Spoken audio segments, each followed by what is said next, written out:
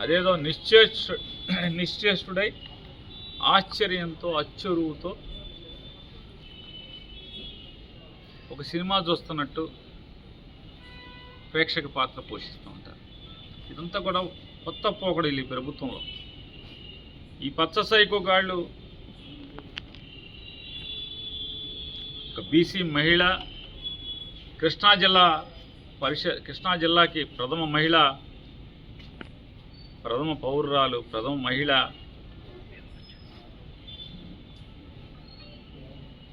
గౌడ కులస్తురాలైనటువంటి ఉప్పాల హారిక గారు, బీసీ మహిళ.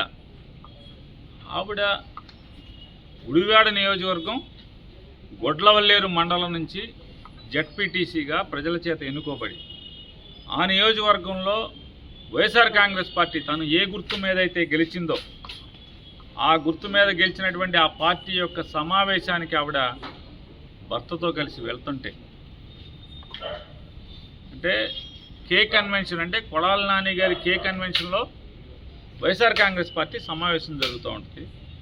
ఆ కే కన్వెన్షన్కి గుడివాడ నుంచి వెళ్ళాలంటే ఏకైక మార్గం, ఆ మార్గంలో ఒక 200-300 మంది తెలుగుదేశం సైకోలు, గూండాలు ఆ రోడ్డుకి అడ్డం కూర్చుంటారు. రోడ్డు మీద కర్రలు, రాడ్లు పట్టుకొని నుంచుంటారు.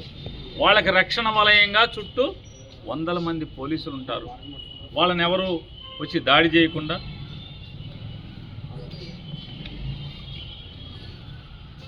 మరి డిఎస్పీ స్థాయి అధికారులు ఉంటారు, అక్కడ ఇన్స్పెక్టర్లు ఉంటారు, ఎస్ఐలు ఉంటారు, 100 మంది కానిస్టేబుల్స్ ఉంటారు. కానీ లా అండ్ ఆర్డర్ని కాపాడాల్సినటువంటి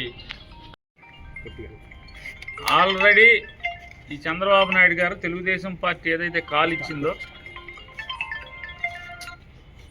సంవత్సరం అయింది ఇంటింటికి వెళ్ళి తిరగాలని చెప్పని ఆ ప్రోగ్రాం, ఆ ప్రాంతం ఏదైతే వీళ్ళు దారి కాచి కూర్చున్నారో ఆ ప్రాంతంలో ఆల్రెడీ అక్కడున్న ఎమ్మెల్యే తిరిగేసి ఉన్నాడు. మళ్ళీ అది అక్కడే ప్రోగ్రాం అని చెప్పని ఆ రోడ్డు కాసి అంటే పాపం ఈవిడ కారులో రాగానే దాడి చేసి రాడ్డులతో, కర్రలతో ఆవిడ మీద దాడి చేసి పచ్చిగా బూతులు తిడుతూ, అంటే ఒక ఆడపిల్ల, ఒక మహిళా ప్రజాప్రతినిధి, కృష్ణా జిల్లా పరిషత్కి చైర్పర్సన్ అయినటువంటి ఆవిడ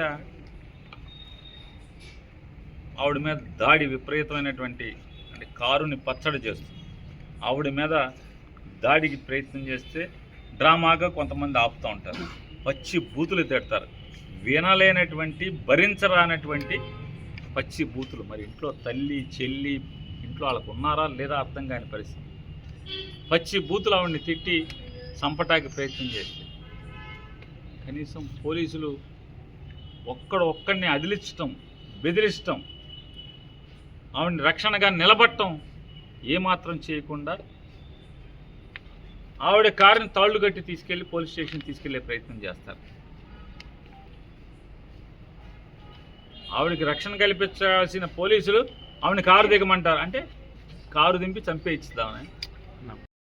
మనని కాపాడుతారు, సైకోగాళ్ళు వచ్చినా, దొంగలు వచ్చినా, గోండాలు వచ్చినా మనని కాపాడుతారు అనేటువంటి ధైర్యం ప్రజలకు ఇవ్వాల్సినటువంటి పోలీసు వ్యవస్థ చంపేయటానికి